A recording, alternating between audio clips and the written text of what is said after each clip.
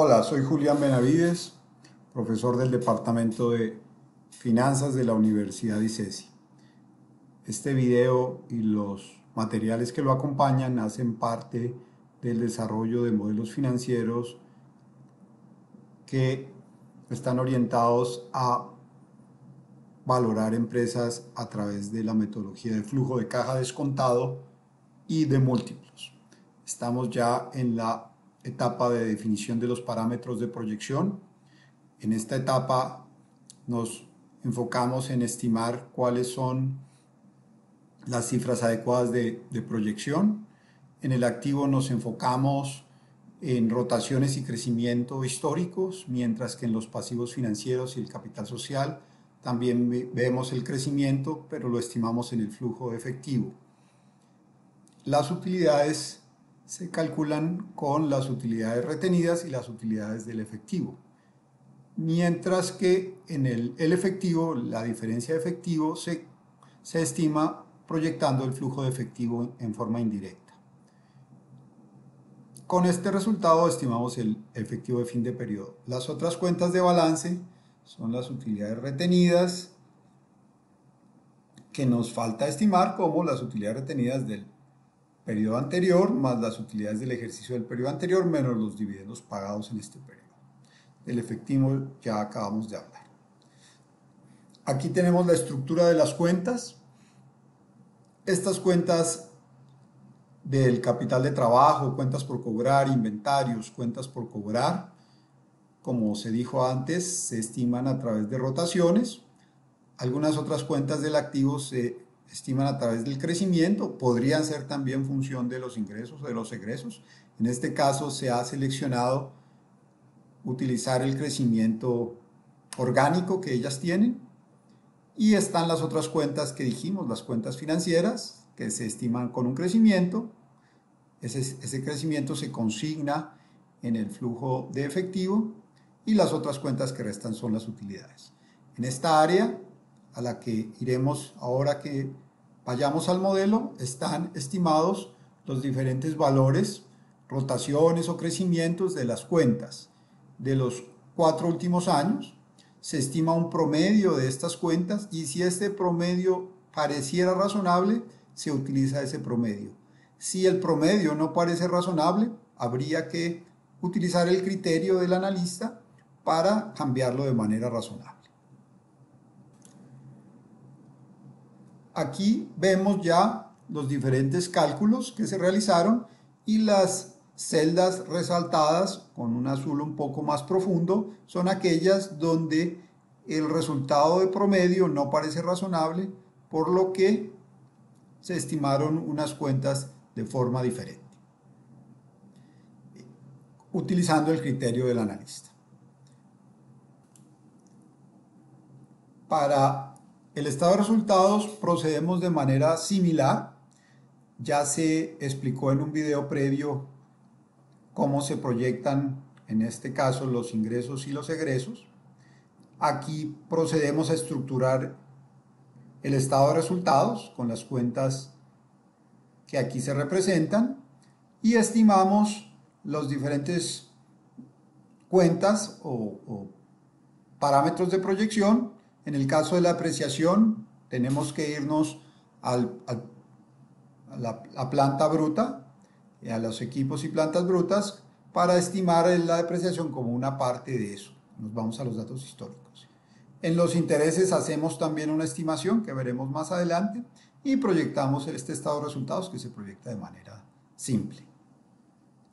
Aquí ya tenemos los resultados estimados, que veremos también a continuación cuando nos refiramos o trabajemos en el modelo de Excel. Estamos ya en el modelo de Excel. Aquí hay una serie de columnas ocultas que por supuesto vamos a desplegar, porque las necesitaremos para estimar las diferentes medidas. Este es el área de proyección. La volvemos a ocultar, no la necesitamos aún. Mostramos el área histórica, con la cual procederemos a estimar los diferentes indicadores. Iniciamos entonces con las rotaciones. Estas rotaciones son de cuentas por cobrar en días, inventario en días, otros por cobrar en días, las cuentas por cobrar de largo plazo en días, cuentas por pagar de largo plazo en días, gastos por pagar en días, otros por pagar en días, impuestos por pagar en días y otros pasivos por pagar en días. Todas estas se estiman de forma análoga. Vamos al primer periodo histórico que analizaremos. Entonces la formulación ya está establecida ahí, 365 multiplicado por el monto, 440, dividido en este caso entre el ingreso.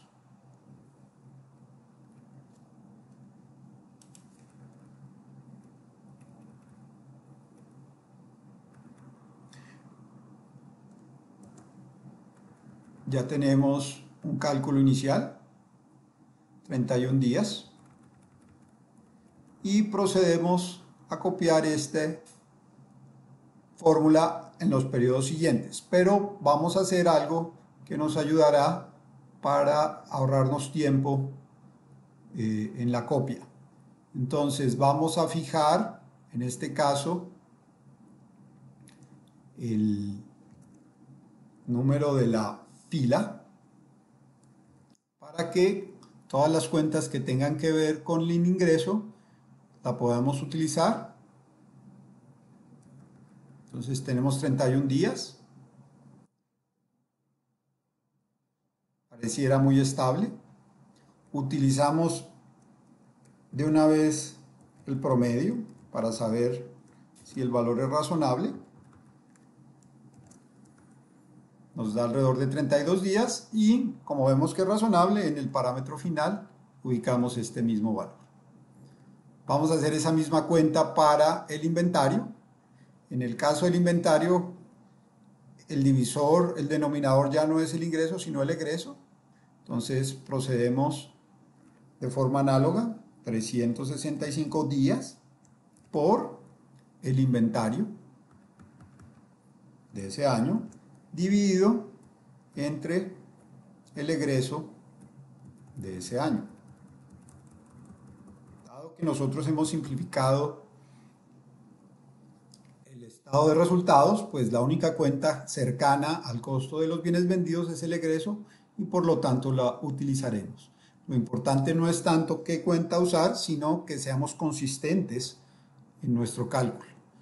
Dado que es negativa, le ponemos un valor negativo y siguiendo la misma lógica de las cuentas por cobrar, fijamos esta fila para poder copiar esta fórmula para los otros cálculos. Entonces ya está calculado, el inventario en días del año 2016 es 10.8,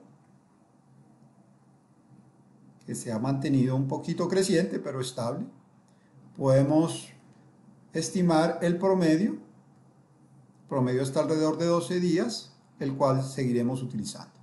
Entonces, esta fórmula, habiendo fijado la celda como pudimos, estas fórmulas las podemos copiar directamente para las otras cuentas por cobrar en días. Muy estable también. Las cuentas por cobrar de largo plazo, entonces utilizamos las cuentas por cobrar de corto plazo, dado que el divisor es el ingreso, y así nos vamos moviendo, vamos buscando las cuentas. Esta es una cuenta que depende del egreso, entonces vamos a utilizar la cuenta de inventario para copiarla. Estas dos cuentas dependen del inventario. Esta cuenta está vacía, no tenemos que calcularla. Esta también depende del inventario, depende del egreso, lo cual, similar al inventario, la copiamos acá. Esta también depende del egreso, la copiamos acá. Esta también depende del egreso. Y así ya hemos estimado todos los parámetros relativos a estas cuentas. Ya sabemos que parecieran todos ser razonables, bastante estables, o sea que no hay que hacer ningún ajuste. Luego vienen otras cuentas del activo que estimaremos básicamente con base en el crecimiento con respecto al periodo anterior. Estas también son muy sencillas de calcular. En este caso es el 2016 versus el periodo anterior, 2015. Asegurémonos que 2016 con respecto al 2015, nos aseguramos que esa cifra esté correctamente calculada, 2016-2015, perfectamente. Aquí tenemos la ventaja de que no hay que fijar ninguna celda, simplemente la proyectamos, 1.10, 1.13, 1.12, 1.23, bastante alto este crecimiento. De nuevo utilizamos el promedio de estas cuatro cuentas, 1.14, y en principio vamos a utilizar ese mismo valor, 1.14. Luego veremos ya si esto nos parece muy elevado o no lo es. Entonces, esta estructura de análisis la podemos copiar a todas estas cuentas que están acá, porque todas son proyectadas con base en crecimientos. Esta, por ejemplo, muestra un promedio de crecimiento muy alto. Probablemente este sería algo que tendríamos que ajustar. Esperemos a terminar nuestro análisis. Veamos qué otras cuentas van con crecimiento. Esta otra cuenta nos falta, el crecimiento del ingreso del interés minoritario en el equity.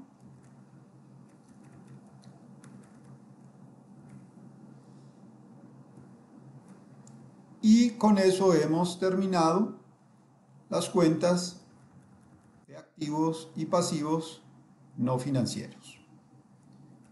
Seguimos entonces estimando el crecimiento de las cuentas financieras, la deuda de corto plazo, la deuda de largo plazo y la única que nos resta, el crecimiento del capital social.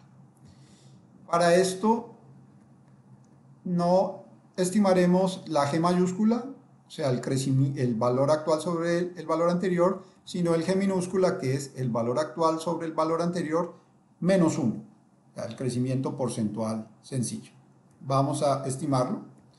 Literalmente es el valor de la deuda del año 2016 sobre el valor de la deuda del periodo anterior menos 1. Ya se verá por qué estamos haciendo este cálculo.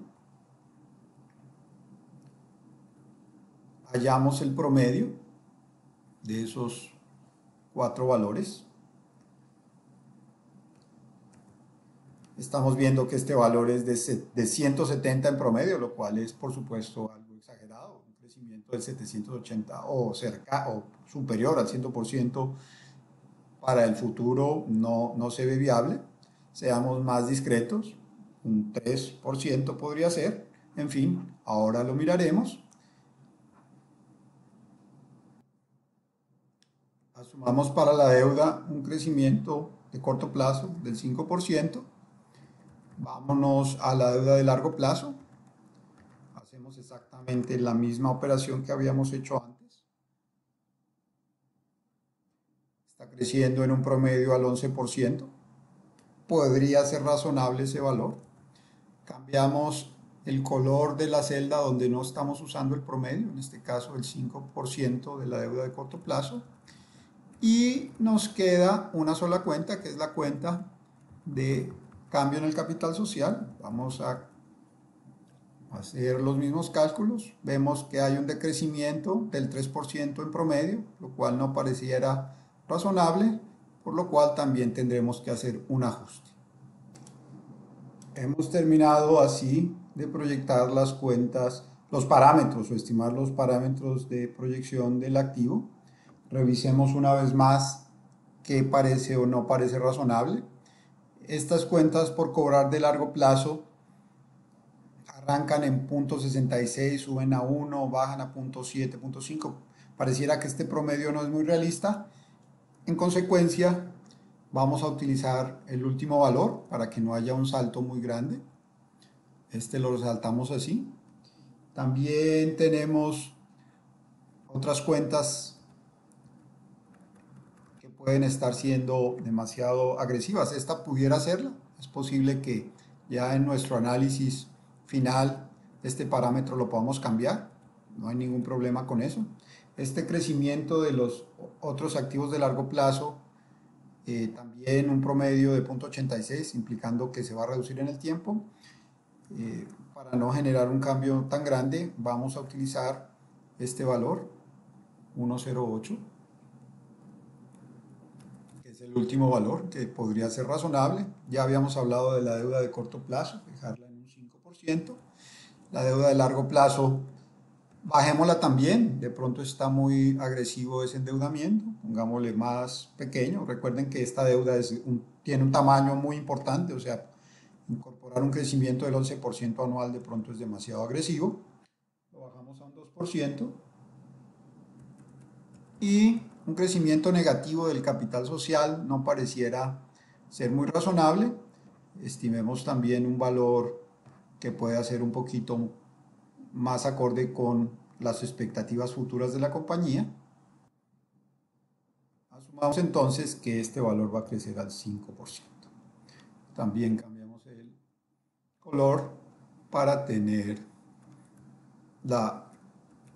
el recuerdo de que hicimos un cambio sobre los promedios históricos. Podemos proceder también a estimar los parámetros del estado de resultados. El primero es la depreciación. La depreciación tiene una estructura un poco diferente a las que habíamos visto antes. La depreciación, por supuesto, es función de la planta bruta. Entonces dividimos la depreciación entre esta cuenta. Lo hacemos con simultaneidad. Alguien podría decir que podría ser sobre la cuenta del periodo anterior. Lo vamos a dejar de este tamaño, pero esa otra aproximación también tiene lógica. Puede usarse. Hay que ser consistente con los cálculos. Tenemos que esto es un 7%. 7% es tal vez una depreciación menor a un poquito a 20 años, tal vez a unos 15, 17 años. Está muy estable la depreciación. Por supuesto, podemos hacer el promedio, que era lo que habíamos hecho previamente, de los 4 periodos. Y puesto que parece razonable, el parámetro final es igual a ese valor. Los otros ingresos y egresos no operativos los estimamos como una función del ingreso. Dividimos ese valor entre el ingreso. Estimamos los 4 periodos. Parecieran muy razonables los valores. Por supuesto son pequeños, no tienen un gran impacto en los flujos de caja. Aumentémosle el decimal, está alrededor de 0,23 el promedio. No es una cuenta demasiado relevante que amerite una revisión adicional. Esta sí es muy importante, el costo de la deuda. Asumimos un costo histórico promedio. Es posible que esto sea una pequeña simplificación. Si uno tiene la información relevante, el costo de la deuda, emisión de bonos por emisión o lo que el banco le está cobrando, pues por supuesto podría afinar esa estimación. En este caso nos vamos con un promedio histórico, dado que no tenemos acceso a esa información. Estimamos entonces esta cuenta simplemente dividiendo el interés, le cambiamos el signo dado que está negativo, sobre, en este caso sí, las deudas de corto y largo plazo del periodo anterior. La deuda de corto plazo del periodo anterior más la deuda de largo plazo del periodo anterior. Esto nos está dando alrededor del 7,4%.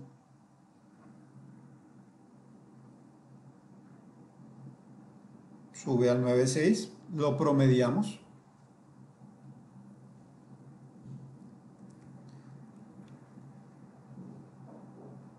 La fórmula es promedio no suma. Tenemos que revisar esto. 8,3 pareciera un valor razonable y ese valor es el que vamos a utilizar. 8,3. Nos quedan unas pocas cuentas. La tasa efectiva de impuestos ya la habíamos calculado previamente en nuestros análisis históricos. pero aquí vamos a hallar un promedio de los últimos 4 años. Simplemente es la tasa, se calcula como el impuesto pagado sobre la utilidad antes de impuestos. Es un valor bastante alto, cambiemos el signo en este caso para que sea positiva.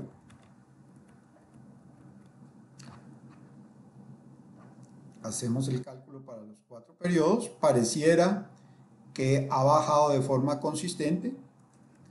Eso sí ya nos da una señal. Siendo una cifra tan importante, no pareciera prudente utilizar el promedio, que es bastante alto, sino utilizar el último año. Vamos a cambiarle el color aquí. Nos restan dos cuentas. Una es el interés minoritario, que se le resta a la utilidad después, o a la utilidad antes de impuestos, después del impuesto, básicamente porque aquí estamos restándole a la utilidad reportada lo que no le pertenece a la empresa. Entonces vamos a estimarlo como una proporción de los ingresos. De nuevo, este valor sobre este valor nos da menos 0.3. Ahora vemos si le cambiamos o no el signo. Lo promediamos después de haberlo proyectado. Ahora sí nos aseguramos que usamos el promedio. Nos da un valor muy pequeño y muy estable. Pareciera que este valor no hay problema si lo dejamos. Finalmente estimamos los dividendos. Los dividendos son repartidos sobre la base de la utilidad del periodo anterior. Los 204 repartidos en 2016 son una proporción de la utilidad del periodo anterior, nos da 19.7. Vemos que esta proporción ha ido cambiando en forma permanente.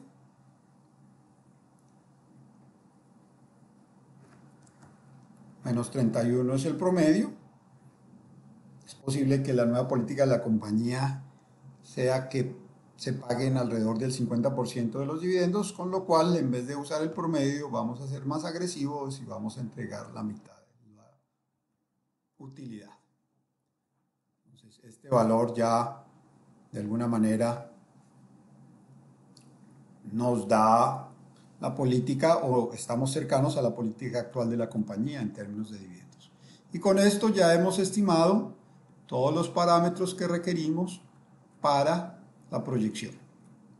Lo único que resta tal vez es irnos al flujo de efectivo y en estas celdas mostrar cuáles son los valores con los que vamos a crecer las deudas de corto plazo, la de largo plazo y el capital social, que veremos en el próximo video. Muchas gracias.